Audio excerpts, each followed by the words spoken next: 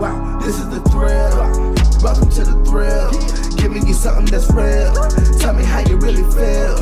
Now that you're hearing the thrill. I was all on my own. Now we're gonna make it home. What's going on, party people? It's Felix. It's your boy. How you doing? It's Robbie. Welcome.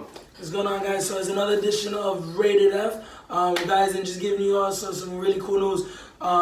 We're going to be doing this every Monday now. So every Monday, keep an eye out for it. We got a lot of cool topics we're going to be talking about.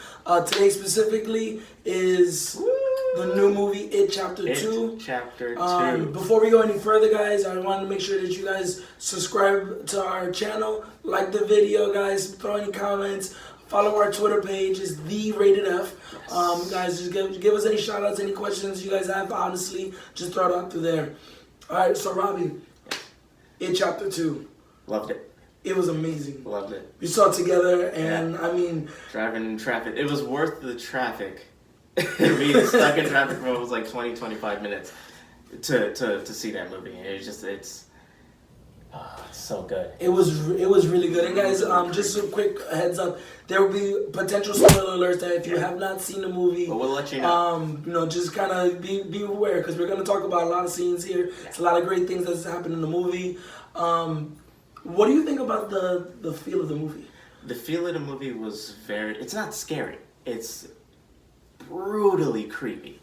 I'm a horror movie fanatic. I've been watching horror movies since I was forced to at like 4 years old. the first horror movie. Wait, 4 years old, your parents are holding you down, watch the movie? Well, all right, that's a whole other story. I didn't want to sleep. My dad was like, he was watching a movie, and I was just like, oh, I want to watch it with you, and he was just like, fine. It was The Leprechaun. Oh God! For all of you out there who know about Leprechaun, I didn't like that movie myself. Hopefully they can reboot it out. Hey, so like going into this movie, I had a good expectation of it. I love the trailers. I love the scenes that they gave it, kind of like a sizzle reel of like, hey, this is like a what to expect. But the movie itself takes it so much farther than the first one. It's not, as I said, it's not scary.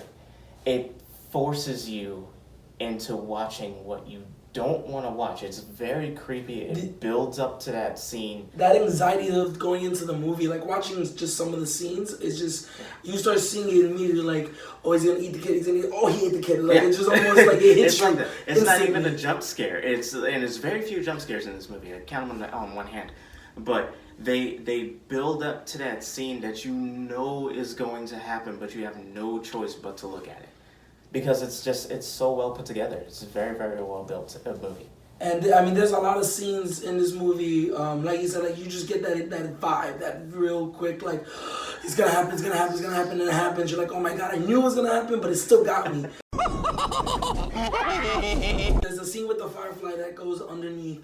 The little girl starts chasing, and the mother really doesn't even pay attention to them. She just kind of walks away, which as a Hispanic child, that doesn't happen. It's not a thing. You don't run away from your parents, and don't expect a beating, or at least being yelled at. But she starts chasing it, and then boop, there's Pennywise the clown. Yeah. And he starts like wanting to like try to talk with her, and you're like, this just feels like very rapey vibes. It's very just creepy, and then she was initially starting to do the right thing and says, I'm gonna walk away. Mm-hmm. And then he just kind of like traps her into it. Yeah, brings her back in. And he lures her back in. He goes into that mode of, it's like psychological warfare. It's just like, I'm going to touch where I know that you're sensitive emotionally. And there's certain parts of that scene, not gonna ruin the entire scene, but it's he knows, like, he's been on this planet for millions of years, so he knows the ins and outs and this and that and the other. So he knows exactly what he's doing, and it's very disturbing to see it happen. I think this movie plays on a lot of factors. So one of the biggest factors is that he has been on this planet apparently for millions of years. Yeah, I love the touch of the origin. They leave a lot of space for more, because if readers of the book, I've dabbled into it. Unfortunately, I never read the entire thing, but like they kind of, in the first movie they dabbled in the turtle, and the turtle being like the bringer of life and the starting of our universe and this and that. And then they elaborate on him being who he is a sense of like he's an entity. He's an ancient being from another dimension. But he is the personification of death and evil and all things bad kind of thing. So they kind of go through that warfare, and they give you like a subtle, very subtle origin story of that. And I think the good thing about it is that because he chooses the initial look of the clown, for today's era, but if you look at it, the way they kind of speak to him about him is that he just takes on to what that fear is, and because that's what he feeds on. And and I've kind of dabbled in the book. I've done a lot of research on the story of it and Stephen King's novels, and he kind of mentions the clown in a lot of his books because it's very ultra-dimensional being. He's always there. So I think the biggest thing that they play off in the movie is the fact that he is always there and he knows everything. Your deepest, darkest secrets. He says it into one of the scenes to Richie. Where he and I'm not gonna spoil that complete scene, but that little line right there kind of is the biggest part of the whole movie, is that he knows everything about you, about your friends, your family, and he uses that against you. He knows how to get you. And then he'll just trap you in. Absolutely love it. I think that's the most creepiest vibe, to know that there's someone or something out there that knows who and what you are and how to get your fear out. Even if you're trying to fight it, he did exactly what he wanted to do. He needed to get that fear out of you, and them 27 years later as adults, he still could tap into that fear and bring back those suppressed memories that they try to forget, and be like, whoa, we did battle a clown when we were teenagers. Oh, I was abused as a child. I was this. I was that. He did a very good job. It was a really Shout out to good the director on that. And it was really good just directing. The casting was, has to be on point. I'm a humongous James McAvoy fan. They have a lot of his movies he's done, not including the X-Men movies. The X-Men movies are its own entity. But all the other movies he's done, he's a great job. And I'm not saying that he didn't do a great job in X-Men, but it's just kind of like, it's a superhero movie, so superhero movies are what they are. The acting is pretty much up the comic. It's very here as it is. But his other movies he's done, Glass, Split. He was in Wanted. Beautiful.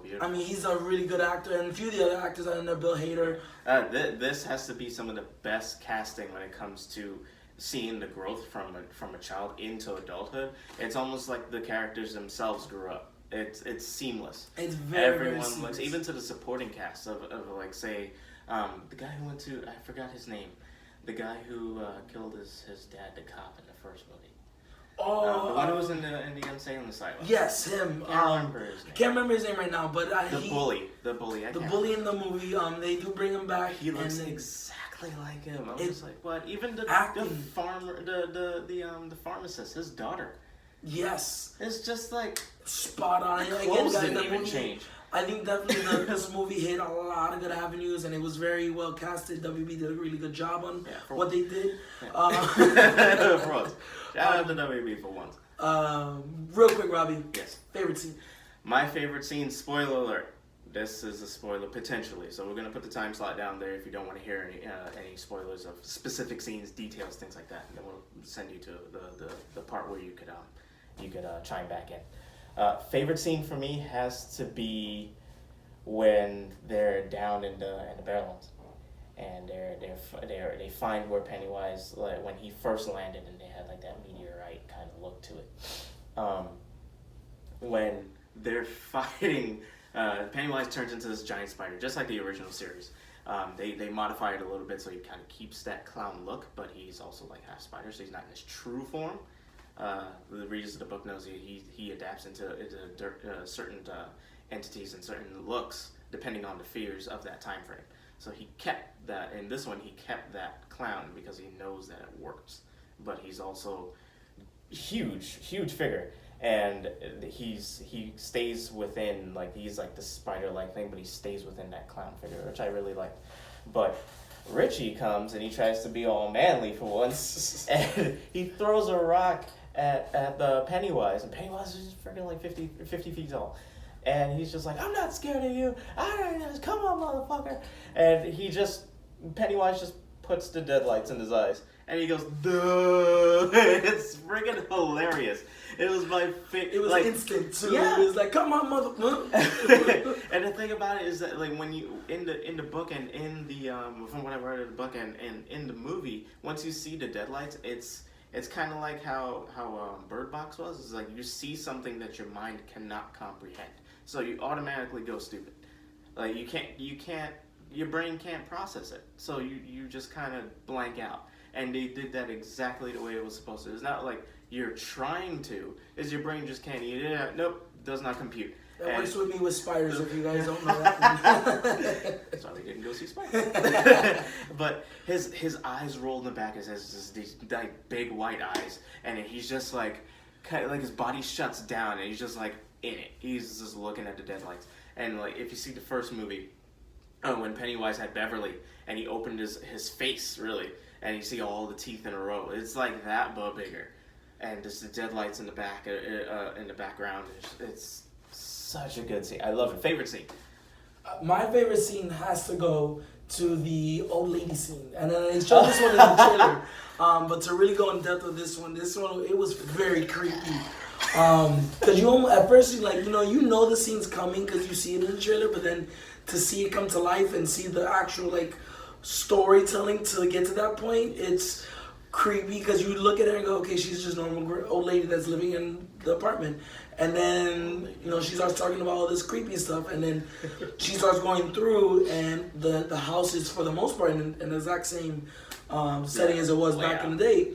And then you just kind of cut behind her, and you just see a shadow just kind of like moving. It is just so weird and creepy. It was such a good scene, but it was also so creepy to watch because it's just to see like the formation, and then Creepy. he just walks away and comes back into this humongous old lady stick figure. I don't know, some crazy being just really scared the heck out of her. I think it was really, again, it was well done, but it was oof. Yeah.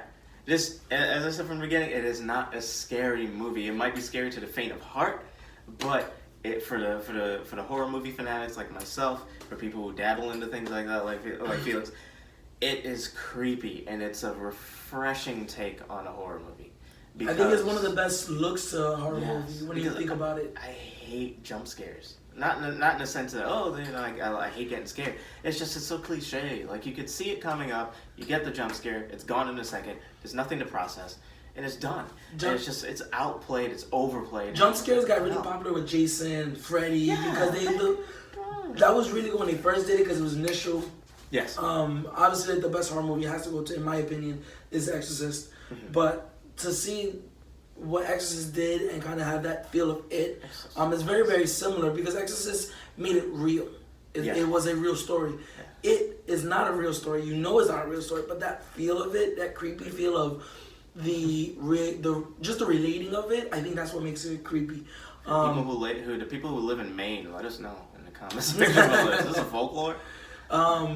But before we go anywhere else, guys, I do want to give us our ratings. So it's a segment we'll be doing on every show is this rated F? Robbie? Rated F. It is certified rated F. Beautiful movie. One of my favorite movies of the year, and before this was John Wick 3. I like, Marvel movies kind of like sit in their own category, but this as a horror movie, spot on. Great job. I agree. I think the movie's rated F. Guys, let us know what you think down in the comments. Please like this video, subscribe, and then, guys, we'll be here next Monday. Yes. Thank you for the support, guys. Thank you so much. We've seen a major boom in our subscribers. We've seen a major boom when it comes to the views. Show us in the comments what we could do better. Are the videos too long? Are they too short? Are we going too much detail? Not enough? Let us know. And let us know what you want us to talk about, too. Alright, guys. As always, I'm Felix. Robbie. Let us know.